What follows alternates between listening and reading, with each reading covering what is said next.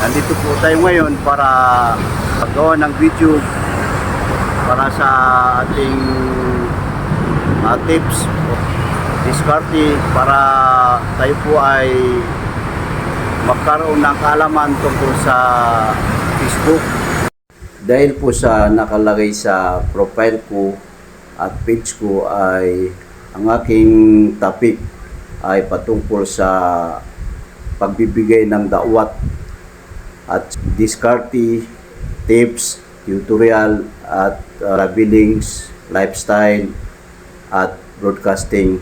Ito po. Pag-usapan natin ay patungkol dun sa paano po gagawin itong negosyo o di kaya sariling negosyo o paano tayo kikita dito sa Facebook.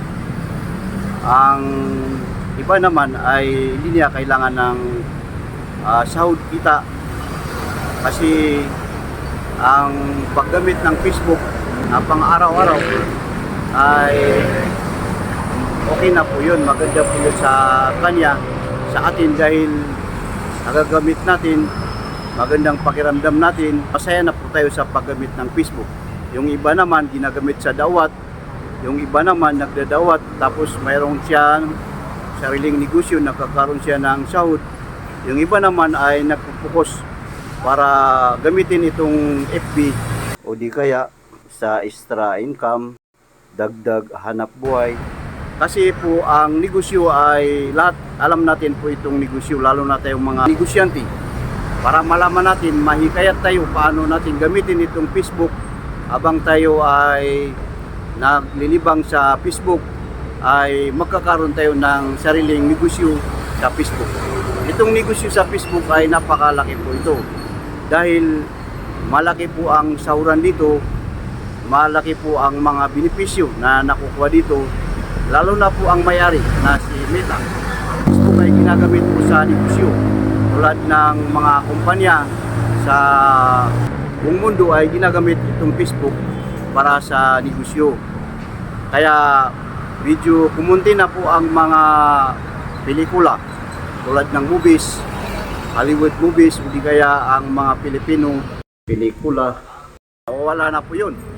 Kunti na po yun, mahina na po yun. Kasi ngayon, ang ginagamit na po ay malakas na ginagamit sa business ay ang social media, ang tinatawag na Facebook. Iba pa, mayroon pang marami po ginagamit dito sa social media para sa pag-promote ng mga negosyo. At kahit anong klase na negosyo, pwede mo dito i-promote. Kaya pag ikaw ay gusto mag-negosyo dito sa Facebook, ay tulad din po ang pag-negosyo sa face-to-face, traditional na negosyo natin. Pag ikaw ay mag-negosyo, ay kailangan po mayroon pang kapital.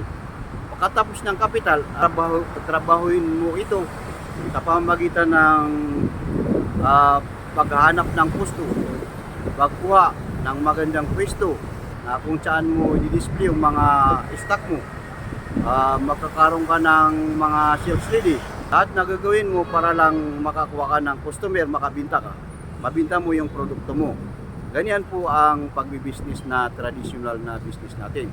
So ngayon, ang dito sa negosyo naman dito sa Facebook, tulad ng para kumita tayo, mga kaibigan, ay wala nang pinag-iba. Ang pag-iba lang dito sa Facebook ay ang produkto mo ay paano mag-upload ng video. Upload ka ng upload ng video, mga picture o di kaya ay mga magagandang salita na ipopost mo sa Facebook. Yan po ang produkto natin na dito sa social media na magandang aral o di magandang bibigay mo sa mga tao na yung profile mo, yung maganda na imahe na ibibigay mo sa mga tao, sa mga viewers mo. So ngayon, kailangan mayroon pang tiyaga, pagtatrabahuin mo ito kasi lahat naman ng bagay na para magtagumpay ay mayroon po tayong tiyaga, pagsusumikap para makamit natin ang tagumpay. Kaya yun po, hindi natin makukuha ang tagumpay dito sa mundo sa shortcut lang. Kailangan po tulad ng pag-aaral.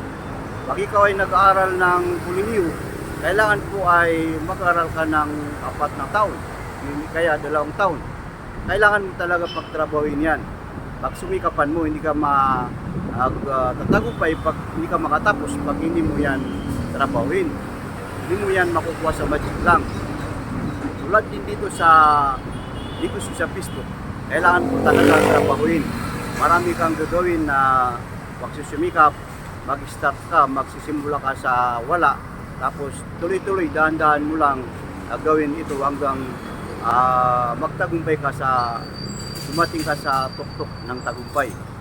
Ang ibig ko sabihin dito ay ang pagsisimula dito sa Facebook para sa negosyo ay kailangan magkaroon ka ng profile mo, di kaya page mo. Tapos mag-upload ka ng mga video. Pag magustuhan ka ni Meta, ay bibigyan ka ng dashboard. Pag magkaroon yun ng dashboard on, ay mayroon magkakaroon ka na ng profile recommendation. Pag magkaroon ka ng profile recommendation, ay yun na po ang palatandaan na ikaw ay nasama na doon sa mga rules and regulation plataforma dito sa Facebook, para pwede ka na mag-upload ng mga video, i-share mo, mag-text ka, mag-picture ka, para doon mo gagawin ang lahat na negosyo mo na ipupundar mo dito sa Facebook, mga kaibigan. Pag palagi ka nag-upload ng magaganda na hindi labag sa propaganda ni Meta, nasa ngayon sa rules and regulation niya, ay magkakaroon po kayo ng tinatawag na monetize po kayo. Ang unang-una na madaling i-monetize na requirements lang ay 500 po na followers, hindi kaya friends, ay makakaroon ka ng star monetization. Pangalawa po ay magkaroon ka ng stream ads. Pangatlo ay ads on Reels, subscription, bonuses. Ay yan po. Pag makuha mo po yan, ay napakalaking halaga na po yun. Talagang magkakaroon ka ng malaking sahod kasi malaking tools na yun. Pero mas mainam na gagawin po natin, huwag natin hangarin ang sahod muna. Kailangan po pagtrabahuin muna natin ito. Kaya pag-aralan po natin, tapos magsimula tayo sa paunti-unti hanggang malaman natin. Mataas ang pag-aaralan natin dito para matutunan natin itong tinatawag na Facebook na social media. Tulad po ng pagbibusiness, kailangan po pag-aaralan mo. At saka tulad din ng pag-aaral sa kolehiyo, o di kaya tulad din ng pag-aaral sa madrasa, sa Arabic, kailangan po ay makakaroon ka ng matinding pagsubok sa matinding pagsusumikap para magiging ulama ka o di kaya magiging alim ka. Tulad din ng engineer, attorney, kailangan matinding pagsubok na gagawin mo dito, mga kaibigan.